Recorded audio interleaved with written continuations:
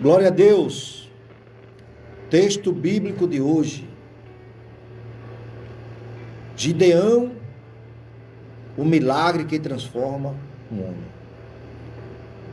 Mas, antes eu quero ler um texto bíblico que está lá em 1 Coríntios, capítulo 1, versículo 26 e 27, que diz assim: Mas Deus escolheu as coisas loucas deste mundo para confundir as sábias. E Deus escolheu as coisas fracas deste mundo para confundir as fortes.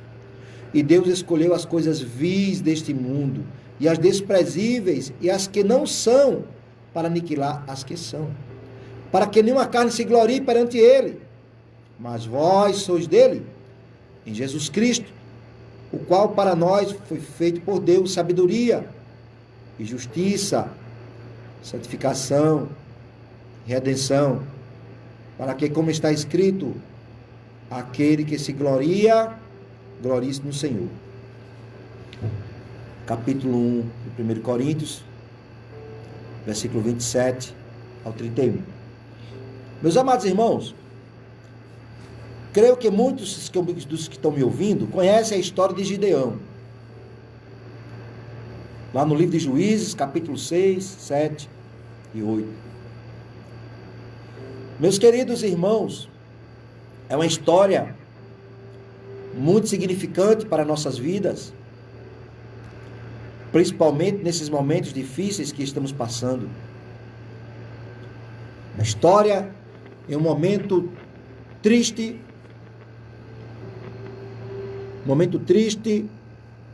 da nação de Israel. Momento este que o povo encontrava-se numa pobreza sem precedentes. Mas, quando nós mergulhamos no texto do livro de Juízes, capítulo 6, nós vamos perceber o porquê Israel estava passando por aquelas dificuldades. O texto começa dizendo logo: os filhos de Israel fizeram o que era mal aos olhos do Senhor. E o Senhor, por isto,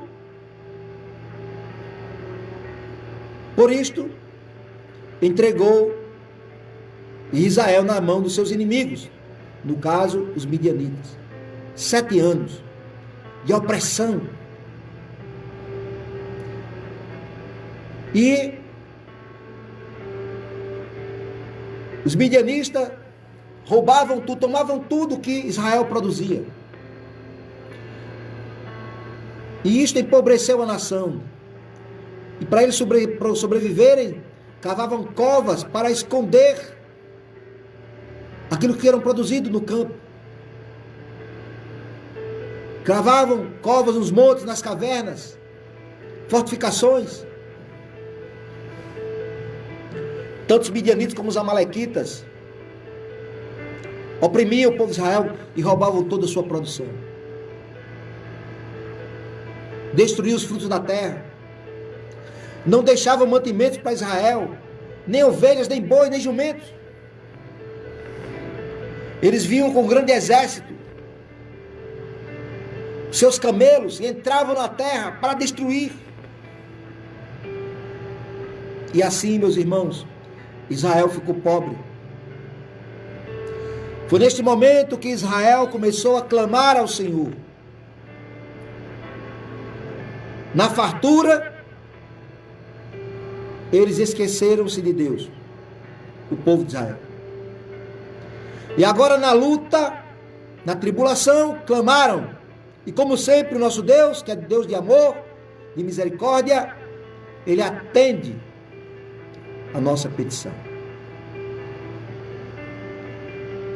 E quando o povo clamou, Deus ouviu e enviou um profeta, primeiro para lembrar o povo. Está lá no versículo 8 do capítulo 6.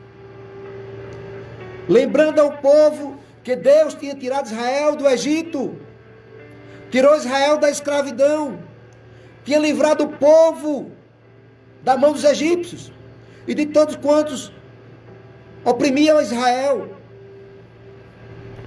E Deus expulsou todas aquelas nações, aquelas 7 nações, que estava em Canaã, e deu a Israel. Foi nesta hora que o profeta usado por Deus disse aos líderes israelitas naqueles dias: eu sou o Senhor vosso Deus, não tem mais aos deuses dos amorreus.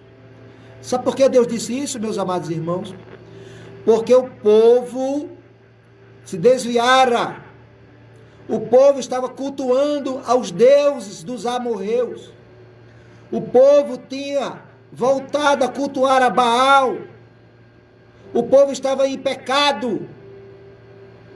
O povo estava distante de Deus, da presença de Deus. O povo estava desobedecendo, praticando o pecado da idolatria, que é o pecado que Deus mais abomina. É alguém trocar a adoração ao único Deus para adorar um Deus feito pelas mãos dos homens, um Deus de pedra, um Deus de prata, de ouro, de madeira, de cimento, de gesso.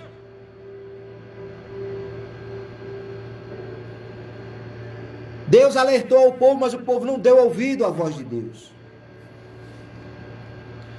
Primeiro veio o profeta, depois veio o anjo do Senhor. E assentou-se abaixo de um carvalho que pertencia a Joás, que era o pai de Gideão. E Gideão estava ali próximo ao carvalho, malhando trigo no lagar, para se salvar de uma possível ação dos midianitas para roubá-lo. E o anjo do Senhor viu naquele homem um homem de valor, e disse para Gideão: o Senhor é contigo, o Senhor é contigo, homem valoroso. Foi na hora que Gideão indagou, sem compreender as motivações que levaram a Israel a estar naquela situação. Ele só olhou para o problema que estava passando, mas não olhou para o que estava causando o problema. Ele não procurou analisar o que estava causando o problema. E Gideão respondeu ao anjo do Senhor e disse: Senhor meu, se o Senhor é conosco, por que tudo isso nos sobreveio? Alguém pode perguntar isso nesta tarde. Se Deus é conosco, se Deus está com a igreja do Senhor, se Deus está com o seu povo, por que é que está acontecendo isso conosco? Por que isso está nos sobrevindo?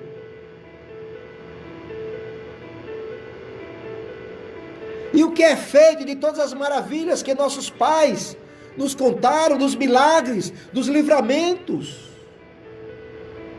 Não nos fez o Senhor subir do Egito?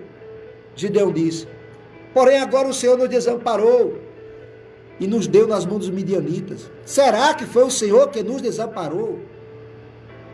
Será que foi o Senhor que desamparou a Gideão e a Israel? Ou foi Israel que se afastou de Deus? Ou foi Israel que não procurou andar segundo a vontade de Deus?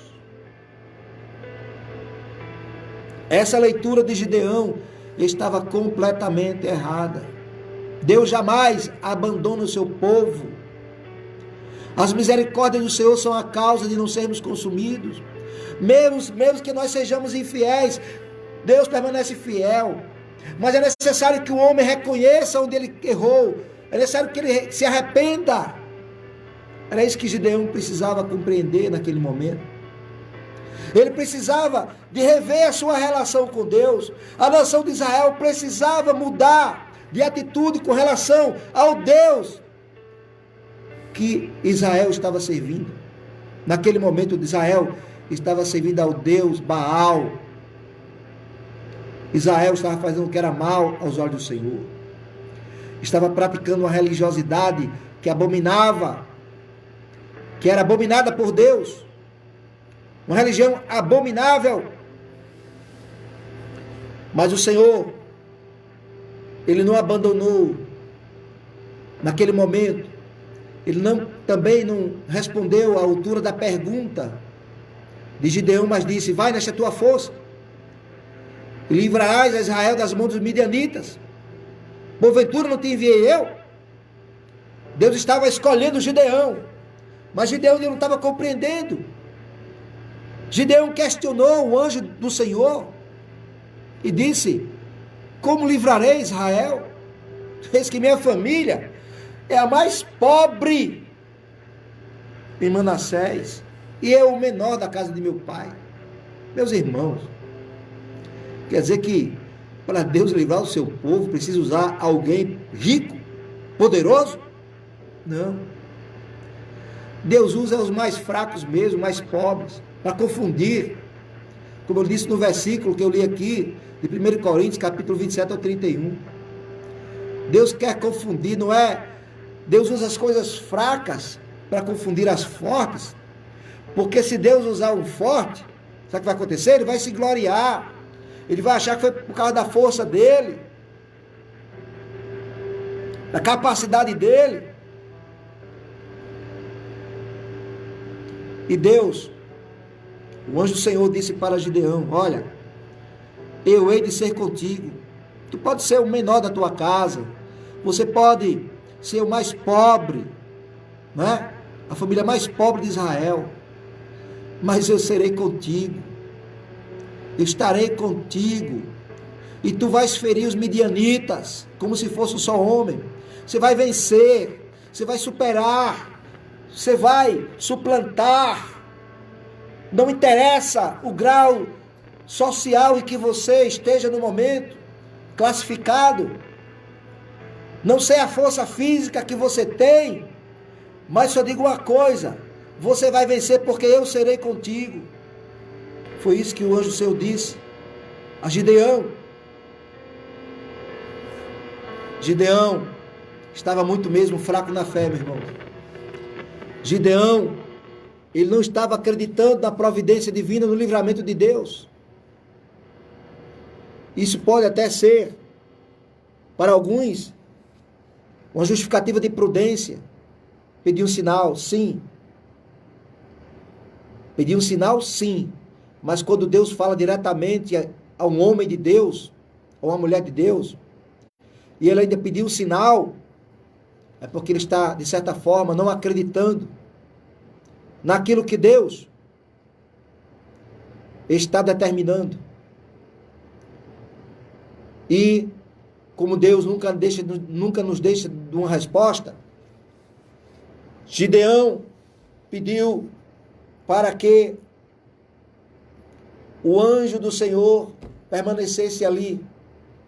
E ele foi, preparou ali um cabrito, os pães asmos, colocou num cesto, um caldo, uma panela com caldo, foi até o carvalho e ali ofereceu o anjo do Senhor. E o anjo do Senhor pediu para que ele colocasse todos aqueles materiais, aqueles alimentos numa penha, numa pedra. E quando o anjo do Senhor tocou com o seu cajado, da penha saiu fogo e consumiu toda a carne, os pães e o caldo que ali estava.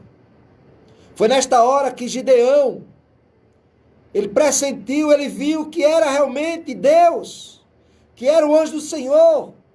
Foi nesse momento que ele temeu e disse: eita, é o anjo do Senhor, é o Senhor Deus, eu vi o anjo face a face.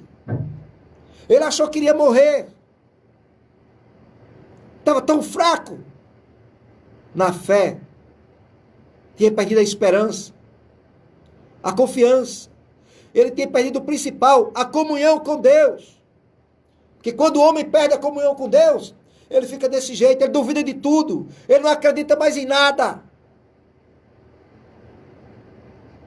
Meus amados irmãos,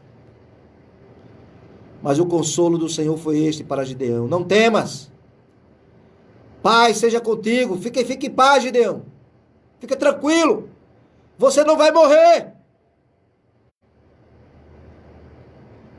Agora tem um porém, você não vai morrer, mas você precisa rever os seus conceitos religiosos, você precisa rever a sua relação com Deus, você precisa analisar como é que você está se comportando na presença de Deus.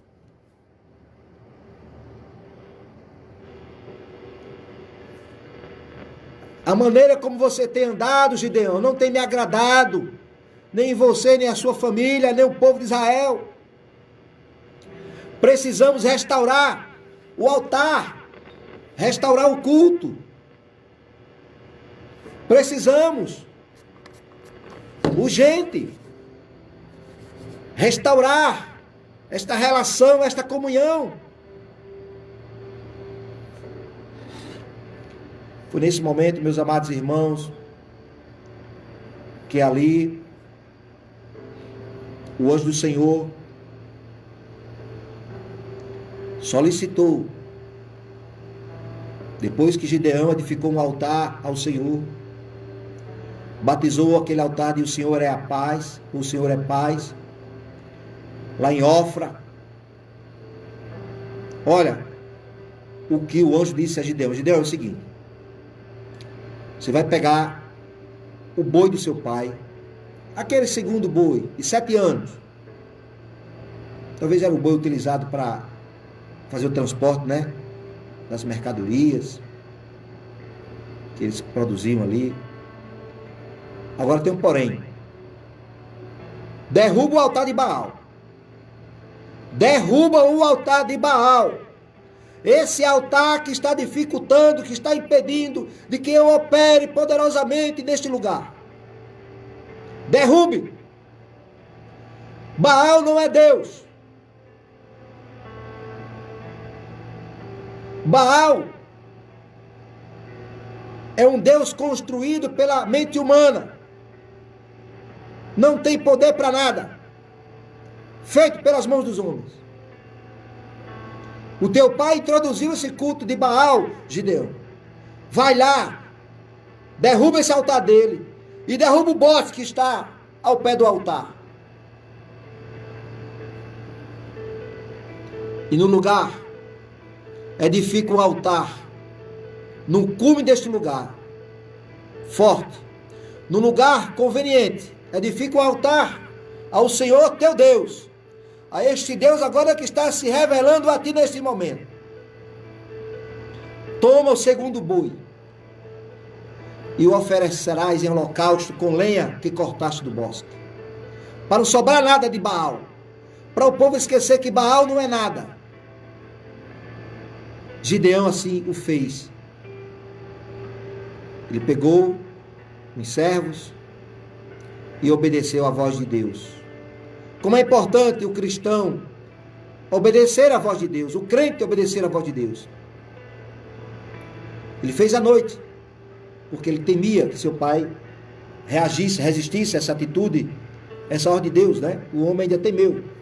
Eu creio que se o pai dele viesse intervir, Deus iria tomar uma providência bem direitinho na vida do pai de Gideão. Acontece que os cultuadores de Baal, que na verdade são cultuadores de Satanás, porque por trás dos ídolos está Satanás, ficaram indignados, porque quando amanheceram, viram lá o altar de Baal derrubado, o Deus que eles estavam adorando, o bosque também derrubado, cortado, e o boi oferecido no altar que Gideão tinha edificado. Não era mais um culto a Baal, agora é o culto ao Deus Todo-Poderoso, ao culto ao eu sou o que sou, a Jeová, ao Deus de Israel, ao Deus de Abraão, de Isaac e Jacó, ao Deus que tirou o povo lá da escravidão do Egito.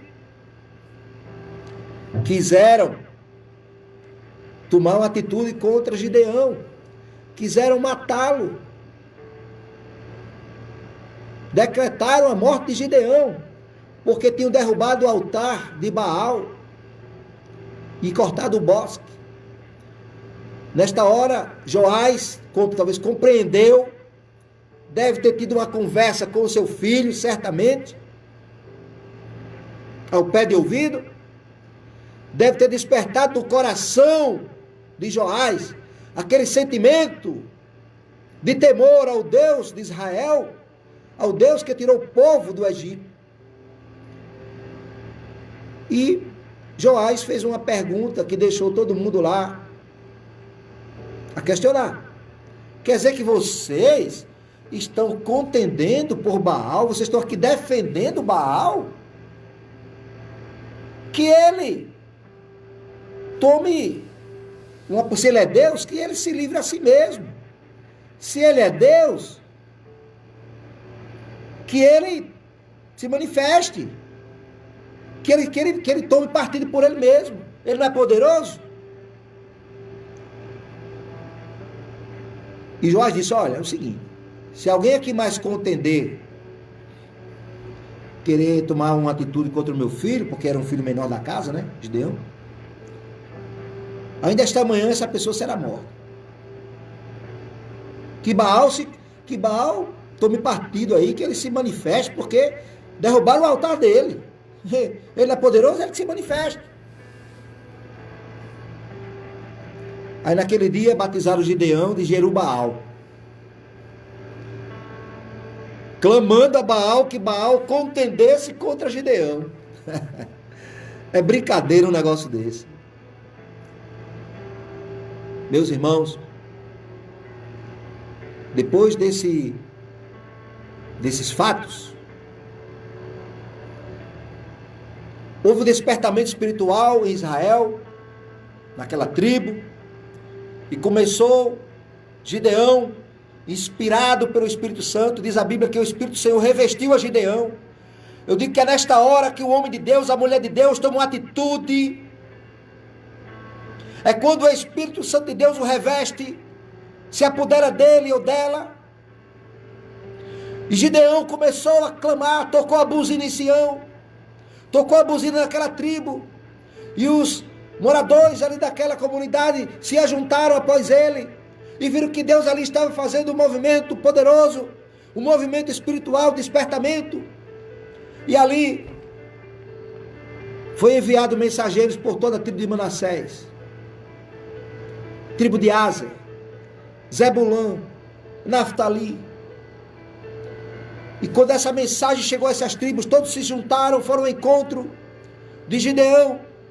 E Gideão foi logo dizendo para eles: eu creio que Deus tinha um propósito. Foram ao encontro de Gideão. Mas Gideão ainda estava titubeando. Você vê como o homem, irmãos, ele é fraco às vezes na fé. É um processo na vida dele, esta fé inabalável, esta confiança, mesmo ele sendo tomado pelo Espírito do Senhor, com esta iniciativa de clamar a toda a nação, para se juntarem contra os inimigos de Israel, ele ainda estava questionando se realmente Deus iria livrar Israel através da mão dele. Aí ele fez um teste com Deus. Colocou um velo de lã na eira e pediu a Deus: se o orvalho durante a noite estiver somente no velo e toda a terra ao redor do velo de lã ficar seco, então ele conheceria que realmente Deus iria livrar Israel pela mão dele. E depois fez outra prova, porque assim aconteceu. De manhã ele viu que o velo de lã, estava só o velo de lã molhado com orvalho, ele espremeu que encheu uma taça. Aí ele pediu outra prova. Foi ao contrário, ele pediu que só a terra ficasse molhada e o velo de lã ficasse seco. E assim aconteceu. Então foi a partir daí, meus amados irmãos, que Gideão se levantou, foi ao arraial dos midianitas, e ali ele ouviu dois midianitas conversando. Um teve um sonho e viu um pão de cevada vindo, descendo do monte, caindo sobre os midianitas, e ali eles interpretaram que significaria o que? A espada de Gideão. E ali já foi causando o quê? Um temor no coração daqueles homens. Era Deus já comprovando ali o que Deus ia fazer com aquele povo. Deus estava provando ali que iria destruir aquele mal que eram os midianitas sobre a nação de Israel. O povo de Israel estava com sua autoestima baixa. Todos sabem o desenrolar dessa história, que começou primeiro Gideão, unindo o exército de 32 mil homens, deixou 22 que se consideraram covardes e tímidos, deixaram a pedido de Gideão. E depois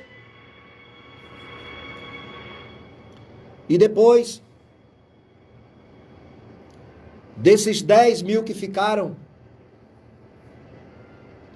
apenas 300 que ficaram com Gideão. E todos sabem da história como aconteceu. Eles tocaram a buzina e os midianitas lutaram entre si. E Israel perseguiu o restante do exército e a vitória foi estabelecida e o povo de Deus cantou o hino da vitória. Mas onde eu quero chegar, falar sobre o milagre que transforma, é dizer para vocês, meus amigos, meus irmãos, que a autoestima de muita gente está baixa neste momento. Talvez você esteja fazendo até a mesma indagação que Gideão fez quando ele disse que a família dele era mais pobre em Manassés e ele o menor da casa do pai dele.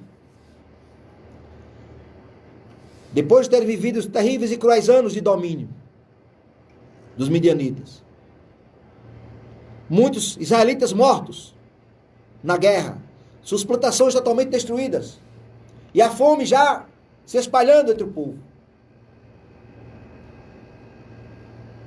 Foi nesse momento que Deus chamou Gideão para rever os seus conceitos. Primeiro disse que ele seria um libertador, mas que ele precisava rever a sua relação com Deus. É importante que tenhamos este pensamento. Precisamos ter esta consciência que foi Deus que nos chamou. E chamou também para nós revermos, neste momento difícil, neste momento de crise, revermos a nossa relação. Será que todo este mal que está sobrevindo ao mundo é porque Deus esqueceu do seu povo? É porque Deus nos abandonou? Ou é o contrário?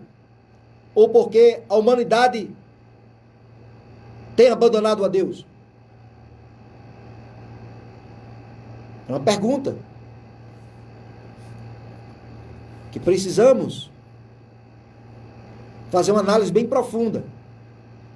Porque o fato de alguém ir para a igreja, estar frequentando os cultos, que é muito importante, claro, isso não é um carimbo de que ele esteja agradando a Deus, de que ele esteja fazendo a vontade de Deus. Precisa rever esses conceitos. Há segredos espirituais em nossas vidas que precisamos compreender para que nós possamos receber as benesses de Deus, para que nós sintamos a proteção de Deus, sintamos a sua blindagem em nossas vidas. Como está escrito lá no Salmo 91. Não importa quem ou o que você é, mas importa quem Deus é. Não importa o que você pode ou não fazer, mas o que Deus pode fazer.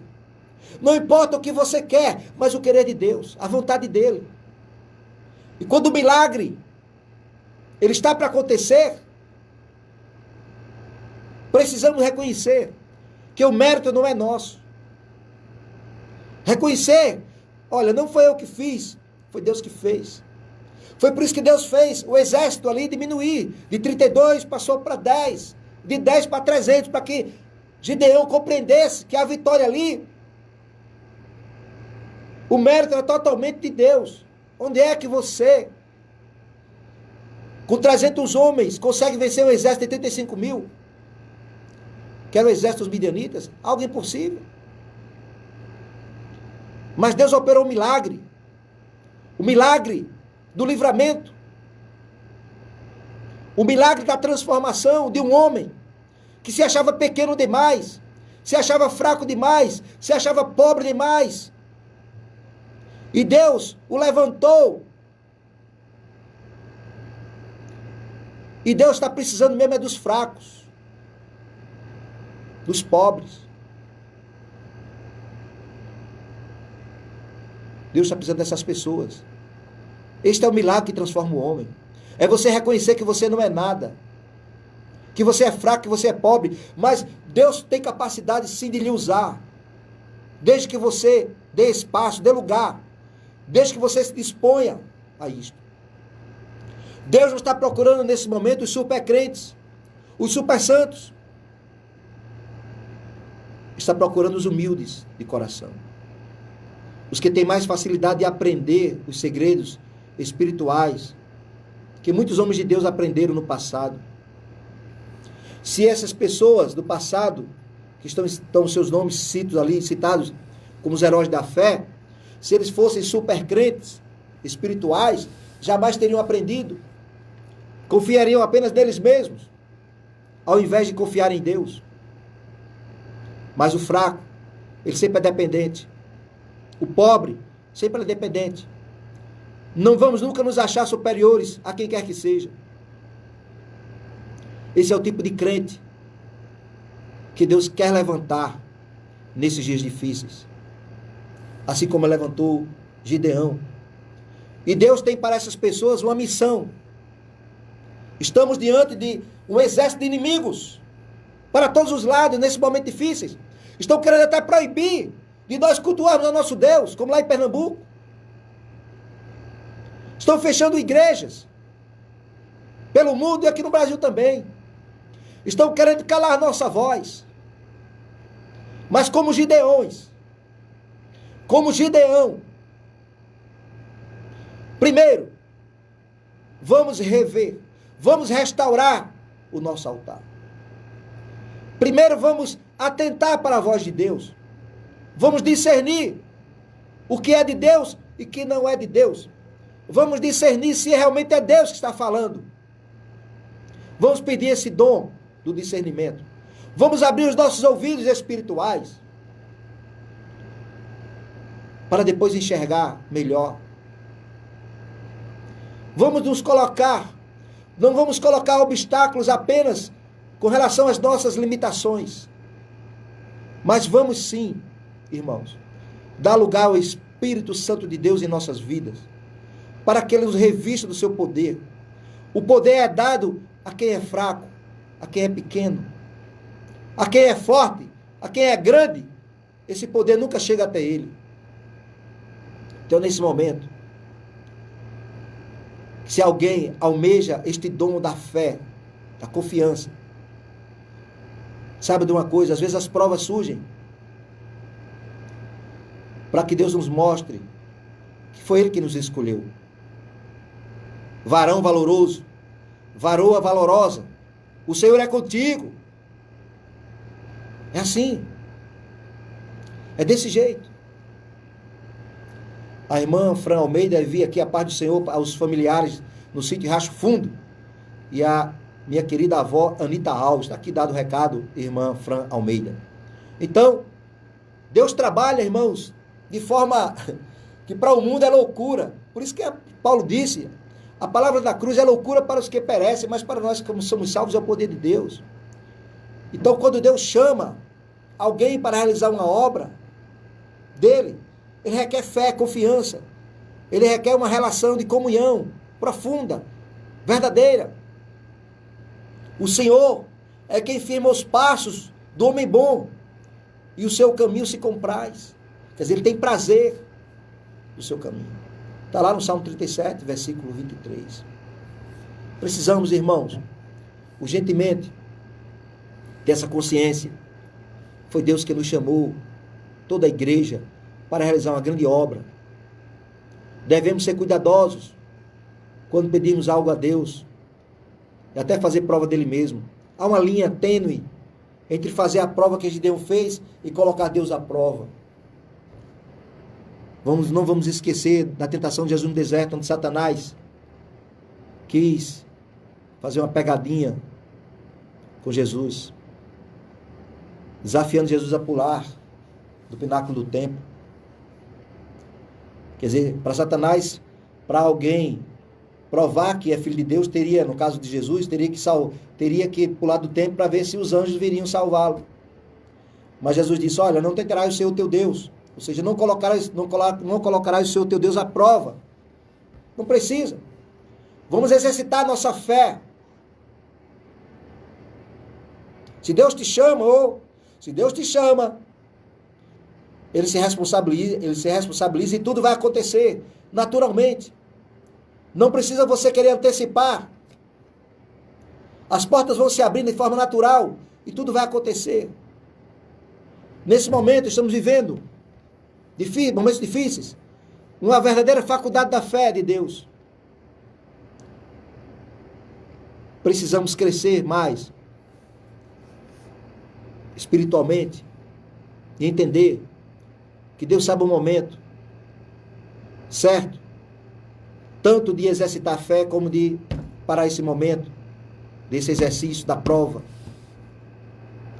Mas não é a mesma coisa nós colocarmos Deus à prova como Gideão fez, depois de tantas provas que o Senhor tinha dado a ele. Precisamos ter cuidado. E quem coloca Deus em prova, muitas vezes Deus também o coloca em prova. E ele achava que ia com o exército 32 mil, Deus fez ele baixar para 10, de 10 para 300. É como que diz, Gideão, é agora ou nunca, você confia ou não confia? Você está confiando em mim ou não? Você está confiando na minha palavra ou não? Eu já te dei várias provas. Dos alimentos que eu queimei na penha, que eu fiz subir fogo da pedra e consumir os alimentos. Fiz o velo de lã ficar molhado, depois ficar seco. E você ainda está pensando o quê? Agora sou eu que vou te provar. Você não vai vencer essa guerra com 32 mil, não. Para não você pensar que vocês venceram, porque foi a força de vocês. Não. E nem vai ser com 10 mil, não. Vai ser com 300. Amém? É assim, irmãos. É assim que nós precisamos compreender. Eu creio que dessa pandemia vai passar. E essa pandemia está nos preparando para uma grande obra. E precisamos estar bem pertinho de Deus para nós compreendermos isso. Precisamos tomar uma decisão de sermos transformados pelo milagre de Deus. Um milagre interior, de dentro para fora. E escolher o melhor. E deixarmos de vivermos debaixo de um medo. Um medo que estão divulgando aí, disseminando. Um medo que está tirando o foco da nossa confiança em Deus. Há poder nas palavras. Há poder sim. Lá em Provérbios diz que as palavras matam e geram vida. Podem ser veneno ou um doce de primeira qualidade. Nós é quem decidimos, você é quem decide. Gideão tem uma visão errada. E muitas pessoas também podem estar nessa mesma visão, errada também. Essa visão precisa ser curada. Precisamos nos aproximar mais de Deus. Destruir os altares que não é o altar de Deus. Esses altares que impedem de uma nossa relação mais íntima, de uma comunhão mais profunda com Deus. Precisamos, assim como Gideão, passar por essa cura para vivermos plenamente o propósito de Deus, assim como Ele nos chamou. Precisamos entender que em muitos momentos de nossas vidas iremos encontrar a situação de ter que escolher, assim como Gideão precisou escolher. E vou finalizar dizendo: o Senhor está contigo, meu irmão. O Senhor está contigo, minha irmã. Precisamos de obter esta visão. Precisamos ouvir a voz de Deus, assim como Gideão ouviu. Ele escolheu escutar aquele que eu estava chamando, o poderoso, todo-poderoso, o Deus dos deuses, o Senhor dos senhores. Com 300 guerreiros, liderado por Gideão, Israel obteve vitória. Mas para ele liderar e vencer, ele precisou aceitar e entender que Deus não tinha errado ao escolher ele, assim como Deus não errou em escolher você. O nosso Deus, ele usa palavras desta maneira para nos afirmar que nos ama e que ele sempre conta conosco e do que ele pensa sobre nós e sobre a nossa jornada. Deus sempre ele nos mostrará o que na verdade somos. Foi preciso Gideão ser desmascarado. Não só Gideão, mas como toda a nação de Israel, que eles estavam passando por aquelas dificuldades, porque eles tinham quebrado um pacto, uma aliança de servir ao único Deus, e estavam servindo a outros deuses. O Pai, nosso Pai, o nosso Deus, ele nos chamou para sermos fortes, corajosos, íntegros, para vivermos as verdades do Evangelho, das verdades do seu amor, mas sempre com essa consciência de que nós, para sermos fortes, temos que entendermos que somos fracos, que somos pequenos, que somos pobres, que precisamos de manter essa humildade para que sempre nós sejamos fortalecidos no Senhor. Que Deus nos abençoe, que Deus aplique esta palavra no seu